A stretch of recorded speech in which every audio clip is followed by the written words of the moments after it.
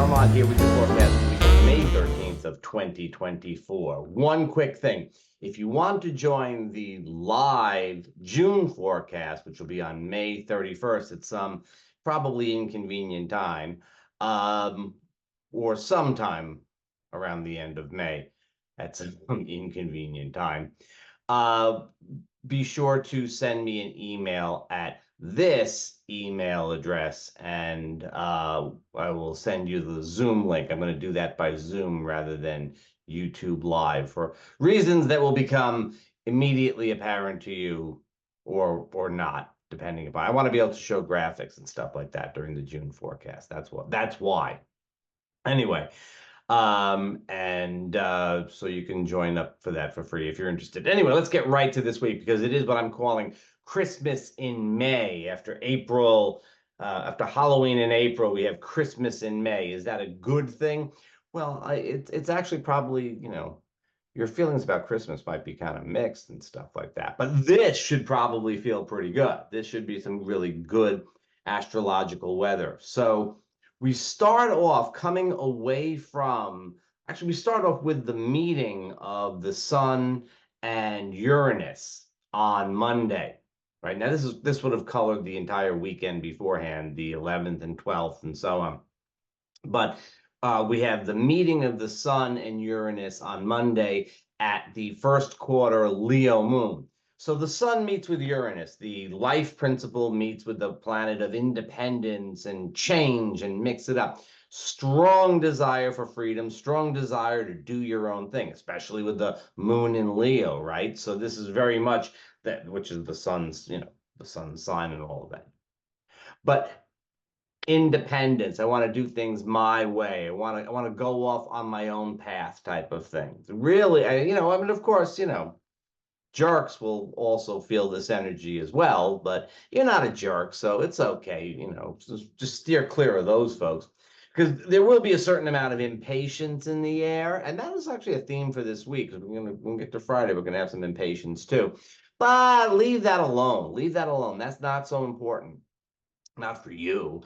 A time to sort of do your thing, do what's important to you, realize what's important to you, and then go forward with it, right? This is very much a kind of, I'm going to do my thing. The moon is pulling away from all of the other planets, as it does each month in the winter. Well, from the winter through the early part of the summer. Not always, but in recent years, that's been the case, because all the planets are kind of gaggled together, which means that the moon becomes especially important, because the moon then is like sort of standing apart from the other planets, and they all kind of lean on the moon or focus their energy through the moon. So the moon is the way we feel internally. It's also the collective vibe. It's the collective mood. So the moon becomes extra important. And in the sign of Leo, you want to have fun, you want to do your thing. And here we have this Sun-Uranus aspect reinforcing it. So the early part of the week, let us say from Sunday and maybe even a little bit beforehand, all the way through Monday into Tuesday, the early part of Wednesday, we're feeling that vibe. Go do your thing. Cooperation, it's a possibility. Cooperation is a possibility, but you don't want to make what you're doing dependent on other people, right? So do your thing. It's a great time for creative endeavors, and you can be creative with anything. You don't have to go paint or play music or anything like that. You just do whatever you're doing, approach it creatively.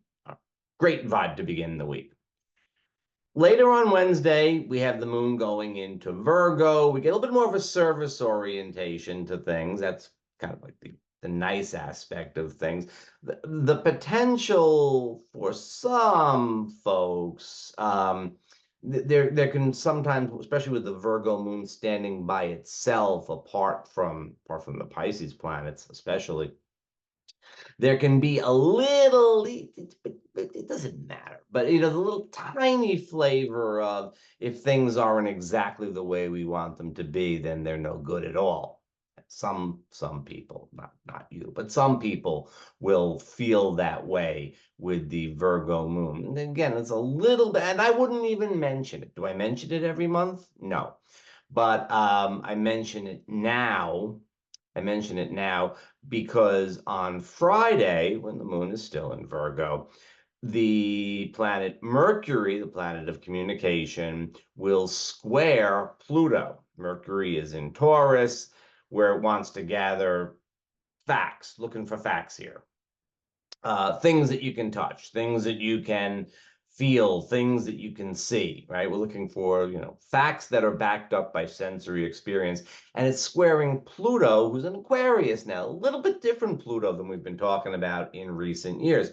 Pluto in Aquarius has a lot to do with the collective, whatever that thing in the collective is. The collective is not quite mood, it's the collective ideal. And so there's a little bit of this kind of, does it work? Are we getting facts that work with the ideal? So what happens here is, I'm throwing some facts at your ideal. And of course, the ideals are standing up and doing what they do to the facts. And, you know, anyway, what does this mean for us on a more local level? When Pluto and Mercury get tangling with each other, particularly in a square aspect, as you know, and the influence of this is especially Thursday, Friday, with that Virgo moon, a little bit into Saturday, but really it's Thursday and Friday. And this is speaking your truth out there. When Pluto was in Capricorn, I would say always it was speaking your truth to power. This is more like speaking your truth to the collective. Again, this is probably an aspect that will play out on the collective level more than anywhere else. But some folks may let you know what they're feeling. And again, that sense of like, if it's not perfect, then it's no good. There could be a little bit of that going on with the Virgo moon. So just be aware that there is a little bit of that tense energy. Also happening around this time, it's exact on Saturday, is the station of Ceres to retrograde. You would expect then, especially with this Pluto Mercury aspect and all, you would expect that there might be some important stuff coming out about climate change and food supply and the condition of the environment and the earth, which there's always something about that after all. The weather, the weather patterns, just, they've been nuts for a while now. So, I don't know. I kind of feel that it's easy to get lost in the shuffle. whatever Ceres is telling us is probably going to get lost in the shuffle. But sometimes you get important information coming out around the time of Ceres stations on those topics. Okay. But the big news is that as we move through the weekend, we're heading towards Sunday, and already Friday, Saturday, Sunday, we have this energy that really, really, shows up, okay? And the energy shows up. And we have two aspects, both of them in the sign of Taurus, right? Earthiness, down to earth, but there's also like the side of things, being a little bit more about, food and sensual and indulgences. I was going to say endeavors, but no, we'll just leave it to indulgences. That is going to color the weekend, and it's going to color it nicely. The moon is in Libra. The moon is in Libra, which is nice. It might help to maintain a little balance, because what we really have here is the potential for excess. First of all, the sun meets with Jupiter. Now, when the sun and Jupiter get together, they are pretty good friends. Jupiter's very happy being where he is in Taurus. And the sun and Jupiter getting together, we get this strong bit of energy that is just, it's a little bit of an ego boost. Again, it boosts everybody's ego. So, there you go.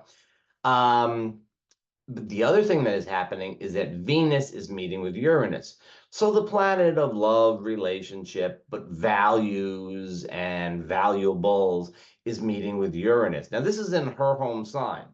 right? So usually we would expect Venus to get pushed around by Uranus, but with Uranus in Venus's sign, not so much, not so much. The goddess manages to maintain equilibrium a little bit better since this is happening in her home sign. What does it mean? Very, very likely this is about wanting to. Do you remember Monday? Same thing, but for different reasons. Mixing things up, trying out different stuff, going a different way, right? So, I mean, I say this a lot, but, Venus aspects Uranus a few times a year. If Saturday night, let's get closer to the actual event. If Saturday night is always pizza night, order Chinese, to just mix it up. Break out of the box, break out of your comfort zone. Venus Uranus says, let's try something different. When it comes to, I mean, it's like this date night thing, but, who knows? But, when it comes to socializing, when it comes to pretty much anything, try things a little bit differently. Don't follow your usual pattern. Try going a different route with things, right? And then Jupiter in the sun gives you like the faith, the enthusiasm, the courage to break out of those patterns. Because sometimes Uranus and Venus can sort of suggest, well, I'm not really happy with what's going on, but I'm not really sure I want to change. You can be of two minds about things. That Sun Jupiter thing says, the Sun Jupiter conjunction says, let's go a different way. Let's try something different. And of course, you were inspired that way on Monday when the sun met with Uranus, right? So really, the sun and the sun is tying together, and Venus is tying together that Jupiter Uranus conjunction of a few weeks ago, and bringing it down into our lives in a little bit more practical way. So, marching out of this week, what we have is a lot of enthusiasm, excitement, and inspiration. We have a waxing moon, which is certainly going to be helping quite a bit. The planetary aspects are all saying in one way or another, let's break out of the box, right? If we've been feeling the constriction, and the constriction that went back to the eclipse season from mid-end of March all the way through the very beginning of May, now we are really we're speaking a different language over here. We're speaking a different language, especially this week and then going forward into next week, which of course we'll talk about next week. And sometime in the middle of this week, I should have said this at the beginning because a lot of people watch for a little bit and then they tune out. But in the middle of this week on Wednesday will be the video about, we still call them videos still. I mean, it's not really, well, anyway, the video on Jupiter in Gemini will be coming out on Wednesday, the 15th, which will be, I'll give you an overview of the next year with Jupiter in Gemini, plus which I didn't need to say which there, plus I will add in a little hint about how to use this energy for each sign. So that ought to be fun and good. I mean, I think it's going to be fun and good. You know why I think that? Because of all the stuff I've been telling you thus far.